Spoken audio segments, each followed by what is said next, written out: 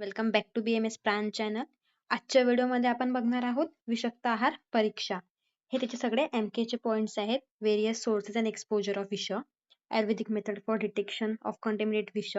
Then DK चा topic आहे adulteration, पण analytical techniques and detection of adulterants हा MK चा टॉपिक आहे. विरुद्ध आहार MK चा टाईप आहे. कॉन्सेप्ट ऑफ आमाविषा MK चा टॉपिक आहे. त्यानंतर describe the clinical application and the principles of अगतंत्र in the management of poisoning हा इम्पॉर्टंट टॉपिक आहे. याच्यावर SAQ LQ पण SAQ बघायला मिळू शकतो. फूड पॉइझनिंग अँड मॅनेजमेंट हा पण इम्पॉर्टंट टॉपिक आहे SAQ साठी. ठीक आहे, आता आपण एक बाय एक सगळे पूर्ण क्वेश्चन कव्हर करू वन बाय वन. सगळ्यात पहिले सोर्सेस ऑफ एक्सपोजर ऑफ विष विथ कॉन्टेम्पररी एव्हिडन्सेस. तर सगळ्यात पहिले ना तर विषाचे एक्सपोजर कुठून कुठून असतात ते बघूया. तर food contamination can occurs multiple sources including natural as well as artificial. एकदम शॉर्टली त्याचे 4 टाइप्स: फिजिकल, केमिकल, बायोलॉजिकल आणि अलर्जिक. याच्या नेमवरूनच तुम्ही सगळं लिहू शकतात. फिजिकल मध्ये कोणते येणार? हेअर, ग्लासेस, ज्वेलरी, याच्यामुळे जे पॉइझनस सबस्टन्स असतात ते. आता केमिकल कॉन्टॅमिनेट म्हणजे काय? जे केमिकल अनवॉश फ्रुट्स वगैरे त्याच्यापेक्षा जे पॉइझन तयार होते ते. बायोलॉजिकल मध्ये biological bacteria, virus, yeast. Allergic मध्ये काय येणार? तर cereals, especially wheat gluten causing various coeliac diseases. झालं. आता त्यानंतर बघूया की विषदाता. तर विषदाताचे लक्षण काय आहे? तर विषदाता म्हणजे ज्यांनी पॉइझन मिक्स केलंय ते. फूड मध्ये ज्यांनी पॉइझन मिक्स केलंय. विषदाता विचारलेला उत्तर देत नाही, तसंच बोलताना हालचाल करतो व घाबरतो. व्यर्थ, निष्काळ, बडबड, मूर्खाप्रमाणे. नखाने काढीन जमीन उखरतो. विनाकारण हसतो. विपरीत हालचाल असते आणि चेहरा उदास असते. तसेच विषाचे पंचभौतिक काय? तर विष योनी जल, वीर्य अग्नी, भार पृथ्वी, प्रसार वायू आणि सूक्ष्मांतर प्रवेश आकाश. त्यानंतर आता इम्पॉर्टंट टॉपिक आहे आपण डीकेचा आहे पण इम्पॉर्टंट आहे खूप. Adulteration of the food. तर अडल्ट्रेशन म्हणजेच काय? तर असं की process in which the quality of the food is lower. त्याच्यामध्ये फूडची क्वालिटी लोअर होते आणि अल्टर होते. जसे की विटॅमिन त्याच्यातले काढून टाकले जातात, एक्सट्रॅक्शन होऊ शकते, किंवा त्याच्यात इन्फिरियर क्वालिटीचे मटेरियल मिक्स करू शकतात. आता legal term meaning that food products fail to meet the legal standard. जे आपले हेल्थ स्टँडर्ड्स आहेत त्याला मीट करायला ते फेल होतात. Some of the common examples कोणते? आता हे मोस्ट कॉमन एक्झाम्पल्स आहे. सिरियल, राईस आणि व्हीट मध्ये स्टोन्स आणि सँड दिसतात. त्यानंतर दालमध्ये बेंगाल ग्राममध्ये तेसारी दाल दिसते. हनीमध्ये जॅगरी, शुगर, कॉप्स अँड सायरप्स मिक्स करतात, जेणे की ऑब्सिडी आणि डायबेटिक डिसीज होतात. चिली पावडरमध्ये ब्रिक्स पावडर आणि सँड ड्रिफ्ट्स, तसेच ते लिव्हर डॅमेज आणि स्टमक इरिटेशन होते. आता आपण नेक्स्ट याच्यामध्ये एक चार्ट बघू. त्या चार्टमध्ये डायरेक्ट आपण सगळे कोणते कोणते कॉमन एक्झाम्पल्स आहे, त्यांनी काय साईड इफेक्ट होतात, त्याच्यामध्ये काय अडल्ट्रेशन केलेले आहे आणि त्याची टेस्ट पण बघूया, म्हणजे एक सोबत सगळं कव्हर होऊन जाईल. तर सगळ्यात पहिले टेस्ट फूड अडल्ट्रेशन. तर फूड कॉमनली यूज अडल्ट्रन्स येते. हेल्थ इश्यू कोणते कोणते होतात आणि डिटेक्शन टेक्निक म्हणजे ते आपण कसं फाइंड आउट करू की त्याच्यामध्ये काय अडल्ट्रेशन केले आहे ते. तर मिल्क. आता मिल्क मध्ये स्टार्च अडल्ट्रेशन केलेलं आहे, त्याच्यामुळे काय होते? कॅन्सर आणि रेनल फेल्युअर होते. त्याच्यानंतर ॲक्यूट रेनल फेल्युअर होते. आता काय करायचंय? चेक करायचंय ना. तर few drops of iodine mix करायचे का ब्ल्यू सोल्युशन ब्ल्यू मध्ये. मग नाही, फ्यू आयोडीन ड्रॉप्स घेतले आपण, ठीक आहे, ते मिल्क मध्ये मिक्स करायचे. नंतर सोल्युशन अगर ब्ल्यू झालं असेल तर मग आपल्याला माहिती पडेल की त्याच्यात स्टार्च ॲडिट आहे म्हणून. तेच केमिकल टेस्टला आपण आयोडीन ट्रेस म्हणू शकतो. त्यानंतर जुरा दाल टर्मरिक पावडर, याच्यामध्ये मेंटल येल्लो कलर एजंट, याच्यामध्ये ट्युमर आणि कॅन्सर होऊ शकते. हनी. आता हनीमध्ये jaggery, sugar, cob, honey mix केलेले आहे, त्याच्यामुळे ऑब्सिटी अँड डायबेटिक डिसऑर्डर होतात. त्याच्या आता ते चेक कसे करायचे?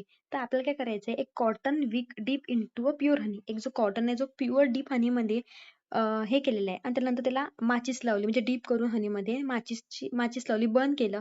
अगर ते बंद झालं म्हणजे तिला काय आहे? प्युरिटी आहे. तसं माहित पडेल आपल्याला की कोणतं म्हणजे हनीची प्युरिटी काय आहे. स्वीट यार्ड मध्ये वनस्पती स्वीट यार्ड अडल्ट्रन मिक्स केले, त्यांनी काय कॅन्सर आणि ॲक्यूट रेनल फेल्युअर होते. आता ते कसं माहित पडायचं? तर HCl ची टेस्ट असणार आहे. HCl टेस्ट मध्ये काय होणार? 10 ड्रॉप्स आपण मिक्स करायचे. कशासोबत? तर स्वीट कर्ड सोबत. 5 मिनिट ऑब्झर्व करायचं. रेड कलर दिसला तर ते आपल्याला इंडिकेट करते की तिथे वनस्पतीचं प्रेझेन्स आहे. यांनी माहित पडेल आपल्याला स्वीट कार्ड मध्ये अडल्ट्रेशन काय केले आहे. आता पल्सेस. तर पल्सेस मध्ये लीड क्रोमेट नावाचं अडल्ट्रेशन होते, जेणे की किडनी डॅमेज होते. आता HIV HCl सेम, जसं की आपण स्वीट कर्डची प्रोसेस केली तशी सेम प्रोसेस करायची. इथं अगर पिंक कलर झाला म्हणजे लीड क्रोमेट प्रेझेंट आहे. आता आपण नेक्स्ट बघू की कोणत्या कोणत्या DNA testing of food adulteration मध्ये कोणत्या कोणत्या टेस्ट असतात ज्याने आपल्याला अडल्ट्रेशन माहिती पडते. ठीक आहे. आता DNA टेस्टिंग, त्यानंतर thin layer chromatography, spectroscopy, visual inspection, chemical test होतात, जे की आयोडीन टेस्ट आहे तीच केमिकल टेस्ट आहे. स्मेल, आता जे फूड बिवरेजचे असतात त्याच्याकडून पर्टिक्युलर स्मेल येतो, तो स्मेल वरून बॅक्टेरिया चेक करून मायक्रोस्कोपनी microbiological test, gas chromatography, thin layer of chromatography, pH testing, pH maintain करून, म्हणजे कसं आहे हर एकचा एक प्रॉपर पीएच असतो, जर त्या पीएच मध्ये अगर त्याची रेंज नाही आली म्हणजे अडल्ट्रेशन केलेलं आहे. अडल्ट्रेशन स्पेसिफिक टेस्ट पण असतात, मिल्क साठी असते मोस्टली ही टेस्ट. एंड ठीक आहे. आता आपण असं बघू techniques use for detection of poisons. आता कोणत्या कोणत्या टेक्निक्स आहे तर मॉडर्न टॉक्झिकोलॉजीच्या according analytical toxicology is the branch of toxicology qualification and analysis of toxic substances including drugs, chemical poisons and biological environment. Analytical toxicology ही पॉइझन्स वगैरेच्या टेस्टसाठी branch आहे. ठीक आहे. क्रोमोटोग्राफी मध्ये थिन लेअर ऑफ क्रोमोटोग्राफी,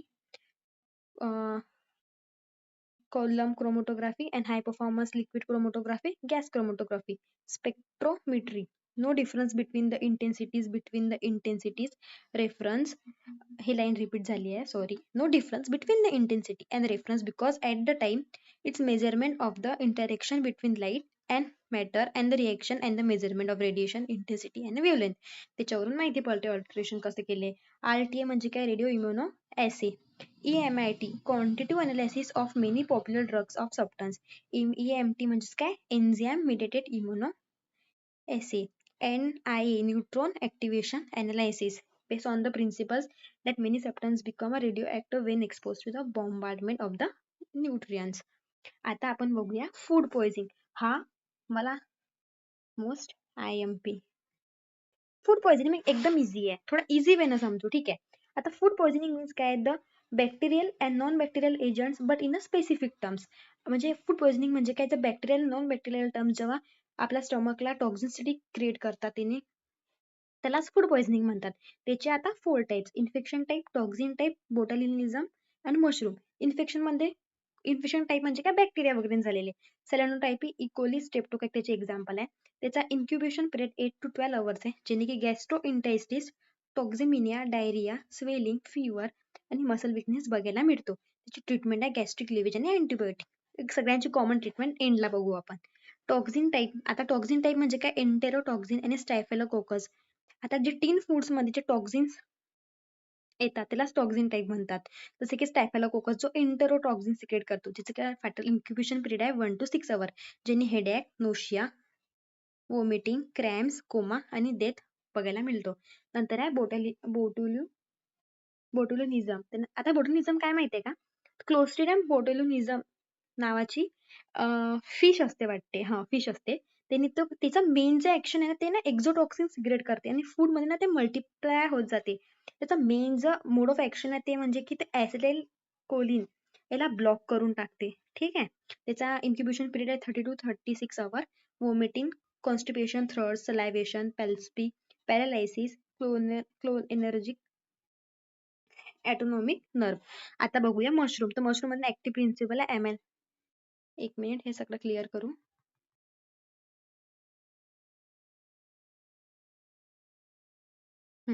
तर मशरूम मध्ये active principle आहे ॲमॅथिन and फेलोडोइन. त्याची ऍक्शन आहे पॅरासिम्पटॅमॅटिक, म्हणजे त्याच्यामध्ये काय होते, GIT, collapse, CNS, excitation, liver, kidney damage. ठीक आहे. आता आपण सगळ्यांची एक कॉमन ट्रीटमेंट बघूया की prevention method food poisoning management काय असलं पाहिजे. तर intake the stored and cook food especially frozen. Okay. By striking governing policy in the food industry by the government from the food and agriculture field and the storage of food, एक proper action घेणं government पॉलिसीनं. Hydrates राहणं आणि as fluid loss occurs due to vomiting, diarrhoea due to the poisoning. Proper hydration maintain असलं पाहिजे. As a symptomatic treatment, म्हणजे जर poison झालंय तर नंतर पण आपण IV फ्लुइड्स देऊन हायड्रेशन मेंटेन ठेवतो. ठीक आहे. तर हे प्रिकॉशन म्हणून पण यूज करू शकतो. नंतर पॉइझनिंग झाल्यानंतर पण तो त्या पॉइझनिंगला सस्पेक्ट करायसाठी करायसाठी सुद्धा हायड्रेशन मेंटेन आहे. Oral rehydration, salt solution recommended, hospitalisation, IV and fluid administration, diarrhoea diarrhoea होतो तर डायरियासाठी IV फ्लुइड्स मेंटेन असला पाहिजे.